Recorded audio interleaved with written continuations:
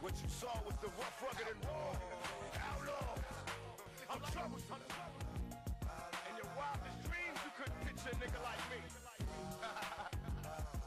I'm troublesome. I don't give a fuck. All the rest will be classified as goyim. And the word G-O-Y-I-M does not mean Gentile. It means human cattle. That is the definition of that word. This veiled word is confusing everyone. The whole diabolical plan is dependent on the agents of the Illuminati causing bigotry, hatred on religious, political, economic, any other basis, so that they can get us divided and throw us at each other's throats.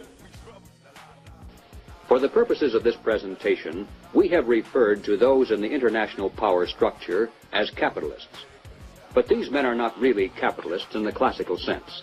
They are merely rich socialists.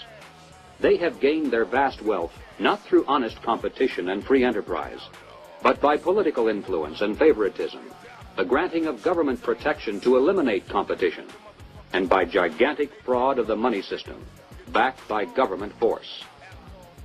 These men are striving to create a world superstate, with the expectation that from behind the scenes, they will be the ones who will rule.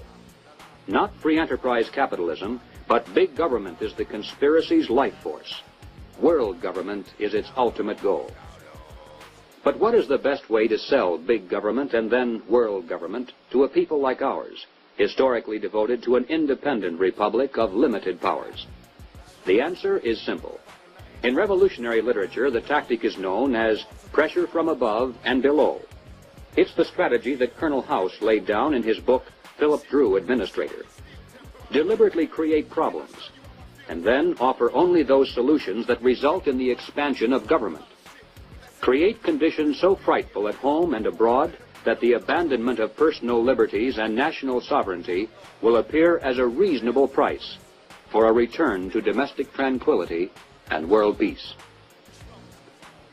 If those who seek world dominion can stimulate leftist mobs into violent confrontation with local law enforcement, and also provide exhaustive news coverage so that the entire nation can see and tremble, then the peaceful and freedom-loving majority can be programmed to accept a vast expansion of government powers and even a national police force, offered supposedly to end the violence. This is the meaning of pressure from above and below. To put over police state measures at home, they need chaos, crime, and anarchy in the streets. To sell the idea of world government, they need the constant threat of nuclear war.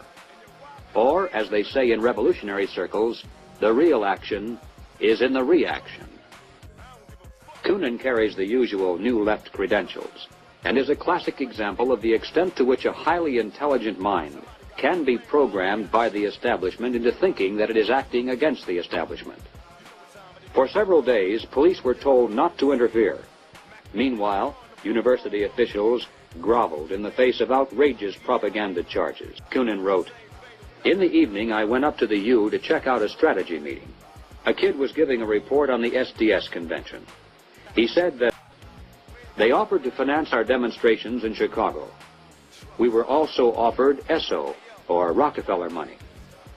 They want us to make a lot of radical commotion so they can look more in the center as they move to the left." Here is what Mr. Kirk has told us. Young people have no conception of the conspiracy strategy of pressure from above and pressure from below. They have no idea that they're playing into the hands of the establishment they claim to hate. The radicals think they're fighting the forces of the super-rich, like Rockefeller and Ford, and don't realize that it is precisely such forces which are behind their own revolution, financing it, and using it for their own purposes. Here is how he described Carmichael's appearance. He spoke of the false consciousness of many blacks who believed the Jews were the instrument of oppression of blacks.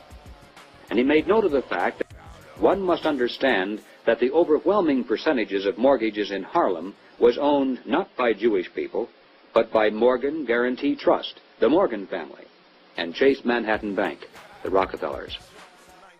What he was getting at was that the Jews were simply one strata of society who are themselves being oppressed by people who were much richer and much more powerful.